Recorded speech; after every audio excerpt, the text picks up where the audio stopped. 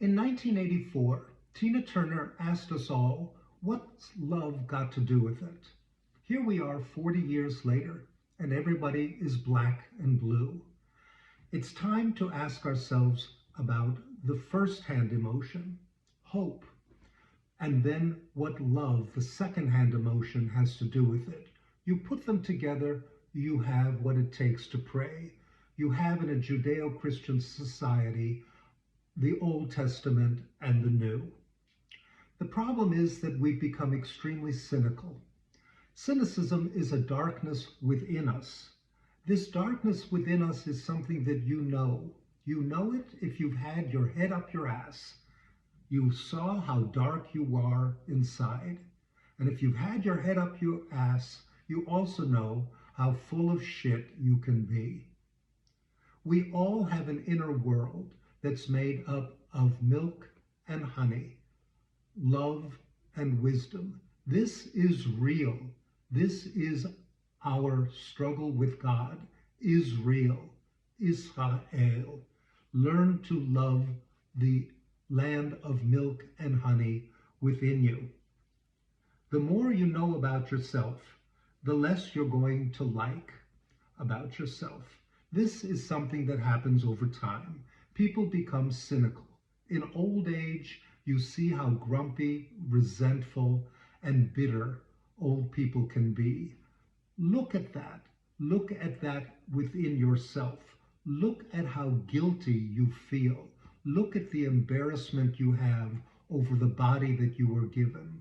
Look at the shame you have over the character that you haven't yet fully developed. And look at the humiliation you're receiving from the Lord that is hopefully teaching you how to become full of grace. This is not something that comes overnight. You have to work for it. You know what it's like to reach a fork in the road.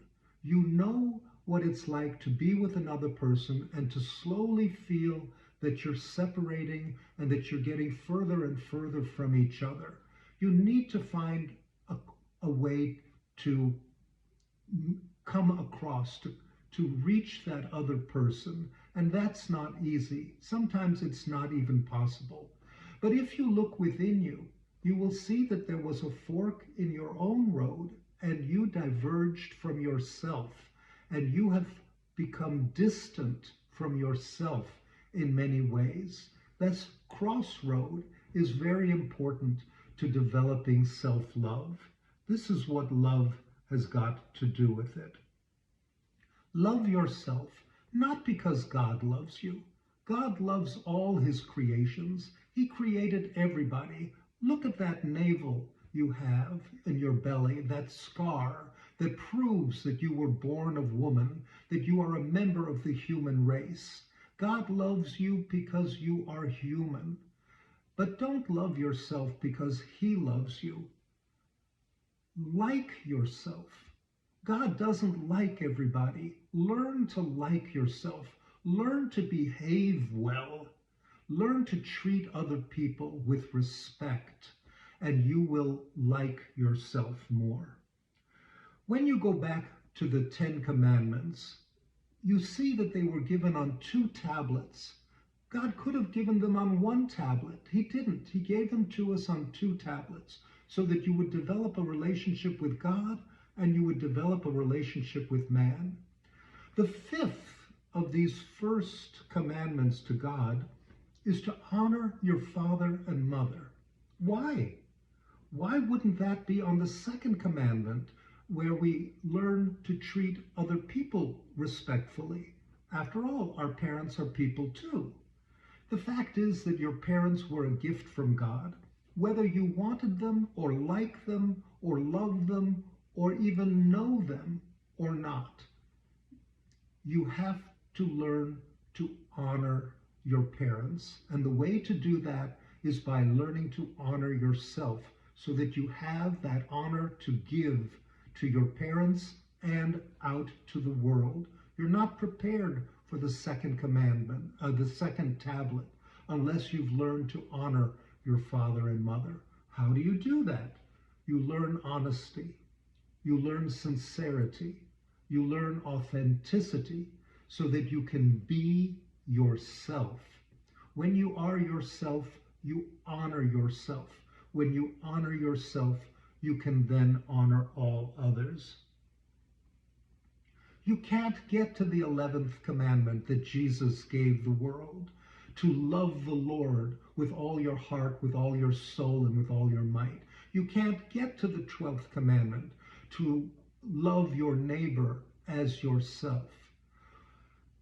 When Moses told the Israelites, Lahavta livarecha kamocha, love your neighbor as yourself, they were in the desert. They had no neighbors. They only had each other. And they knew right away that it was very difficult for them to love their neighbors, the other Jews. But when Jesus repeated the words of Moses 1400 years later, they had lots of neighbors around them in Israel, in ancient Israel. They had Assyrians. They had Samaritans, many of whom were not good Samaritans, and they had been colonized by Romans, indigenous who had no concept of God. And Jesus came to them and said, love your neighbor as yourself? The Jews went crazy. Are you kidding me? That's not easy. No, it wasn't easy when Moses said it, and it wasn't easy when Jesus said it. So you better get it all together. You better learn how.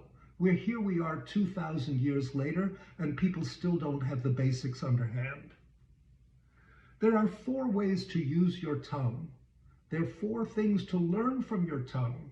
Your tongue knows salty. Your tongue knows bitter. Your tongue knows sour, and your tongue knows sweet. Salty is wise.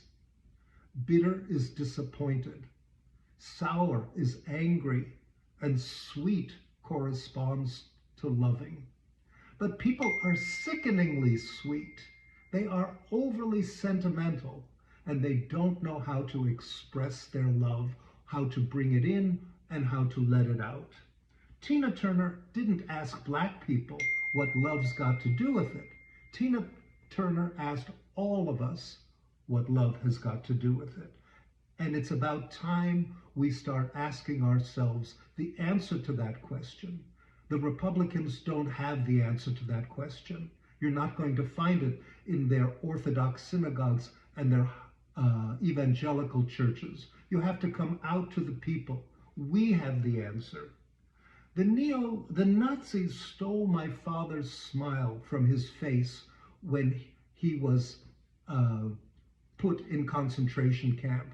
They put a grimace on his face. You don't want to die with a grimace like my father had. You want to die with a smile on your face and a gleam in your eye. You need to know what love has got to do with it. Your eternal destiny depends on it. So vote blue. Vote black, not red, not white. Vote black and blue. That's how we're feeling nowadays. That's where the answers lie. Good thoughts? Take care.